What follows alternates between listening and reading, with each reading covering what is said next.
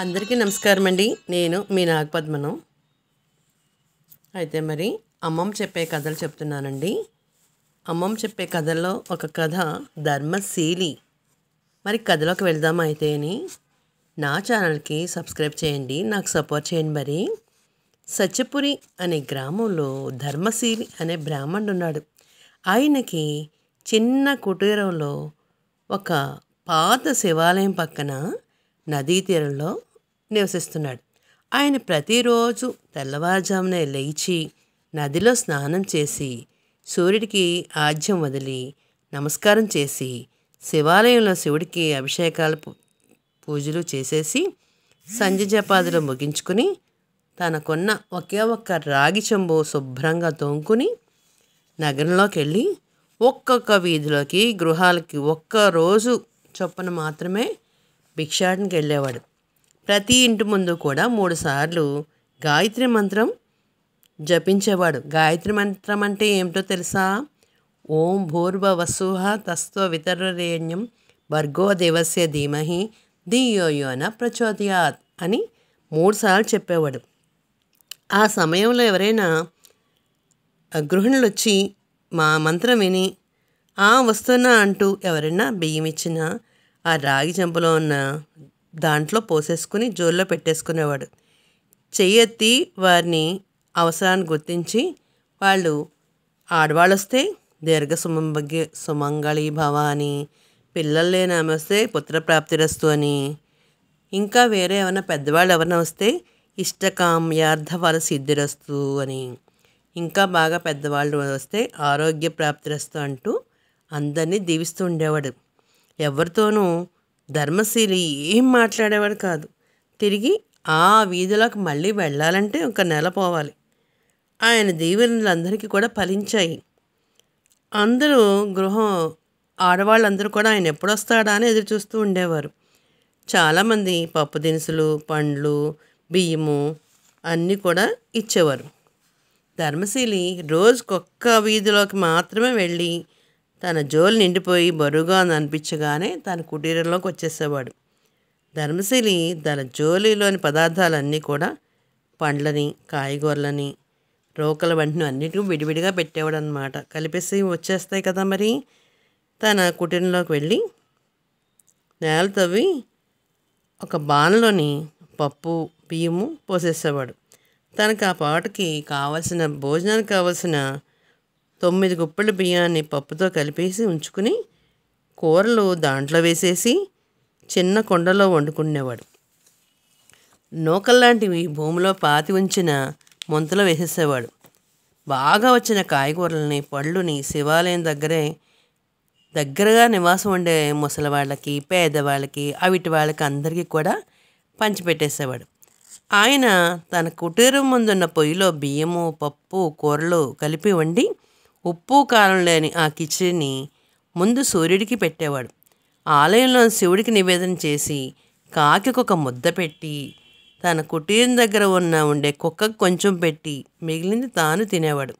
అంటే ఎంతమంది పెట్టారో చూసారా? అన్నాన్ని వండి పేదవాళ్ళకి, బిక్కవాళ్ళకి, కాకులకి, కుక్కలకి పెట్టి తను తినేవాడు అన్నమాట. రోజంతా ఆ కుటీరంలోనే ఉండి గాయత్రి మంత్రాన్ని పారాయణం చేస్తూ ఉండేవాడు. రాత్రి పొద్దుపోయే వరకు మంత్రజపం చేసి నిద్రపోయేవాడు. ఆయన ఎవ్వరితోని ఏమీ మాట్లాడేవాడు కాదు. ధర్మశీలి మంచి పొడుగ్గా ఉంటాడు, మంచి బంగారు ఛాయతో ఉంటాడు. నిత్యం గాయత్రి మంత్రం జపించడం వల్ల ముఖంలో ఒక వింత ప్రత్యేకమైన కాంతి కనిపిస్తూ ఉండేది. అతను ఎంతో పవిత్రంగా ఉండేవాడు. ధర్మశీలి తన కుటీరంలో బాణ నిండగానే ఆ బియ్యం, పప్పులతో వచ్చిన కూరలు, పళ్ళు కలిపి కిచిడిగా వండేసేవాడు.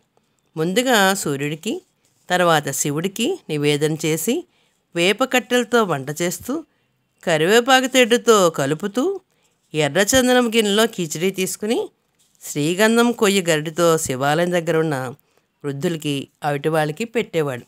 ఆయన ఎప్పుడు కిచిడి వండి పెడతాడా అని ఎప్పుడు వండి పెడతాడా అని ఎదురు చూస్తూ ఉండేవారు.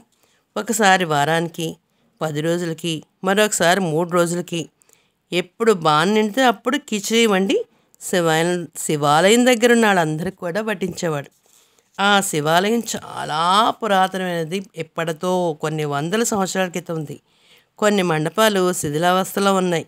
పూజారి ఉదయం వచ్చి పూజ చేసి నైవేద్యం పెట్టి వెంటనే వెళ్ళిపోతాడు.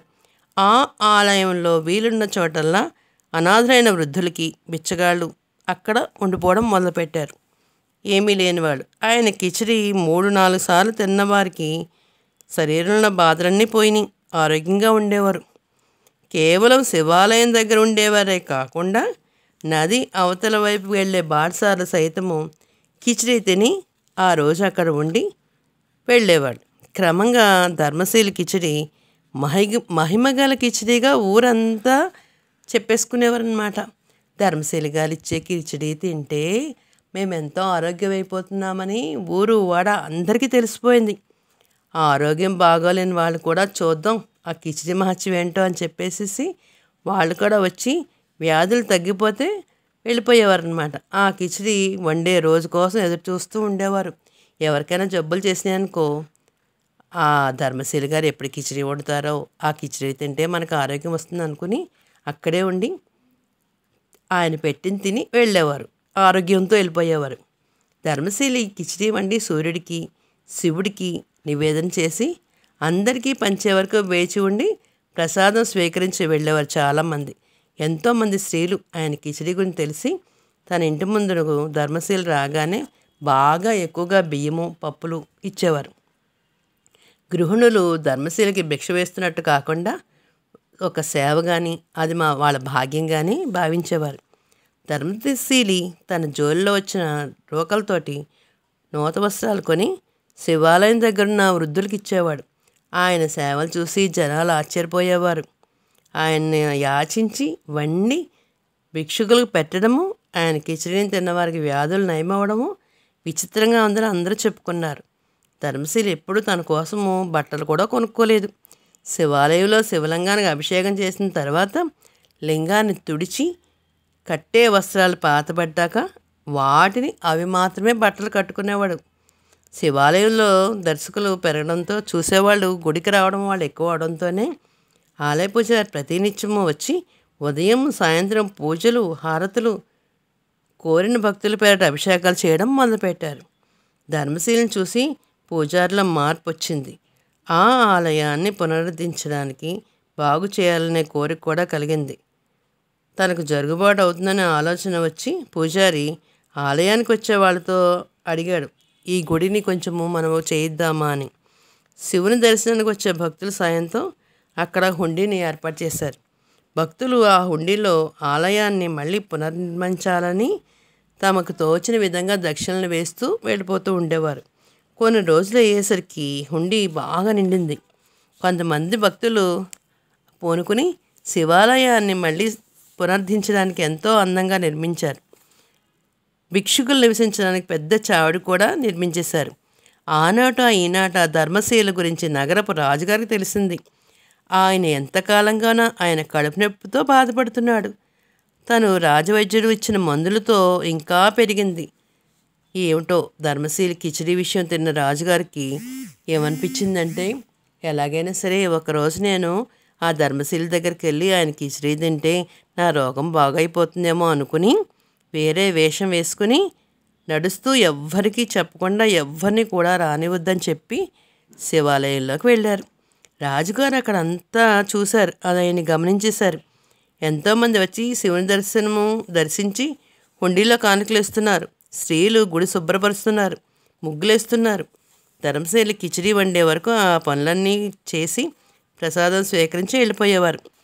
రాజు మారువేషంలో శివాలయం దగ్గరికి వచ్చి అన్నీ చూస్తున్నాడు. వారం రోజుల పాటు ధర్మశీల ఈ కిచిడి వండలేదు. పగలంతా శివాలయంలో ఉండి సాయంకాలానికి రాజమందిరానికి చేరుకునేవారు రాజుగారు. వారం తర్వాత అతని బాణ నిండడంతో కిచిడి వండి నివేదన చేసి తను ఎప్పుడు ప్రకారంగానే కాకులకి, కుక్కలకి, అవిటి వాళ్ళకి, వృద్ధులకి పెట్టి ఆ తర్వాత అక్కడ ఉన్న వాళ్ళందరికీ పంచేవాడు. రాజుగారు మారువేషంలో కిచిడిని తిని ఎంతో రుచిగా ఉండడం తెలుసుకున్నాడు. కిచిడిలో ఏదో ఔషధం కలుపుతున్నాడమని అనుకున్నాడు రాజు. అలా చాలాసార్లు తిన్నాక ఆయన కడుపునొప్పి పూర్తిగా తగ్గిపోయింది. ధర్మశీల ఒకరోజు తన కార్యక్రమాన్ని ముగించుకొని తన కుటీరంలోకి వెళ్ళిపోయి గాయత్రి మంత్రాన్ని జపిస్తున్న సమయంలో మహారాజు మారు వేషంలో ఆయన ఇంటి దగ్గరికి వచ్చి నిలిచి వినయంగా నమస్కరించాడు. ధర్మశీలి చేత్తో సైగ చేసి కూర్చోమని చాపను చూపించి వచ్చిన కారణం ఏమిటని సైగలతోనే అడిగాడు. రాజు ధర్మశీలి కుటీరాన్ని అలా చూశాడు ఒకసారి. ఇద్దరు మనుషులు కాళ్ళు చాపు పడుకునేంత చోటు లేదు అక్కడ. ఒక మూలగా భూమిలో పాతినంత బాణ, ఒక ముంత, వాటిపై మూకుళ్ళు బోర్లించున్నాయి. ఒక కొయ్యకు చిన్న గిన్నె, తెడ్డు, గరిట కట్టి ఉన్నాయి. రాజుకు చాలా ఆశ్చర్యం వేసింది. ఇంత సాధారణంగా భిక్షాటన చేస్తూ జీవిస్తూ అందరికీ వండి పెట్టి అనారోగ్యాలు పోగొడుతున్నాడు ఈ బ్రాహ్మణుడు. ముఖం ఎంత అందంగా ఉంది, ఎంత పవిత్రతగా ఉంది. ఈయన మొహం చూస్తేనే పాపాలు పోతాయి. ఇంత చక్కని మనిషి అనుకున్నాడు. ఇంత చక్కని వ్యక్తి కిచిడి ఎలా వండబెట్టగలుగుతున్నాడు? ఇతని చేతిలో ఏదైనా మహత్యం ఉందా? ధన్వంతరి మహత్యం ఉందా?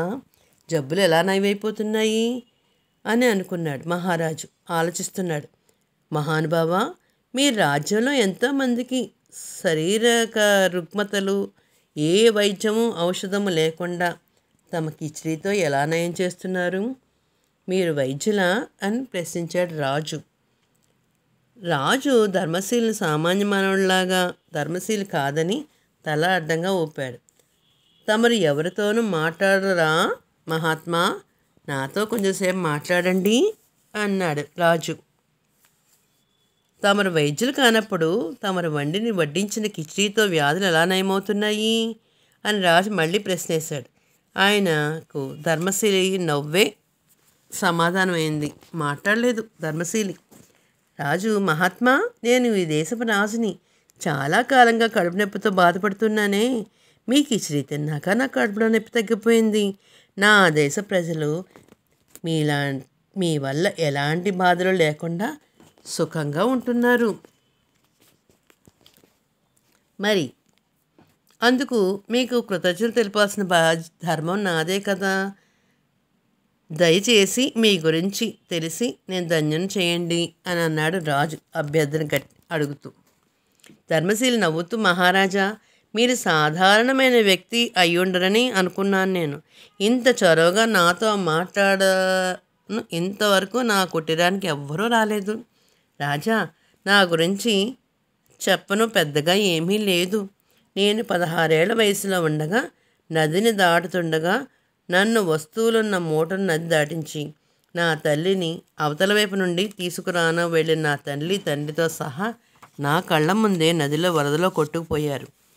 ఆ ఉధృత ప్రవాహంలో వాళ్ళు ఎక్కడికెట్టి కొట్టుకుపోయారో తెలీదు.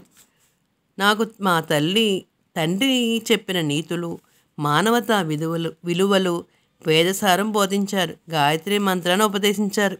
ఇతర విషయాలు మాట్లాడక గాయత్రి మంత్రాన్నే జపించమని, ఆ ప్రభావంతో అందరికీ ఆనందం కలిగించమని చెప్పేవారు. నా తండ్రి ధర్మశీలి. ధర్మం తప్పక జీవించాలి. ధర్మమే నీకు తల్లి, తండ్రి, గురువు, దైవం అని గాయత్రి మాతే అని చెప్పారు. మనకు తరతరాలుగా వస్తున్న ఈ కొయ్యతెడ్డు, గరిటె, కొయ్యగిన్ని, రాగి చెంబు నీ సంపాదనలో నీ అవసరాన్ని మాత్రమే ఉపయోగించుకో. మిగిలింది అవిటి వారికి, వృద్ధులకు వండి పెట్టమని, వాడమని నా తల్లిదండ్రులు నాకు బోధించారు. నా తల్లిదండ్రులు వరద నీటిలో కొట్టుకుపోగా నేను శ్రమతో ఈ కుటీరాన్ని చేరుకుని ఎప్పటికైనా వారు వస్తారని నదీ తీరంలో నివసిస్తున్నాను. ఆ పసి మనస్సులో వారి కోసమే కొంతకాలం గాయత్రి మంత్రాన్ని జపిస్తూ ఎదురు చూస్తున్నాను.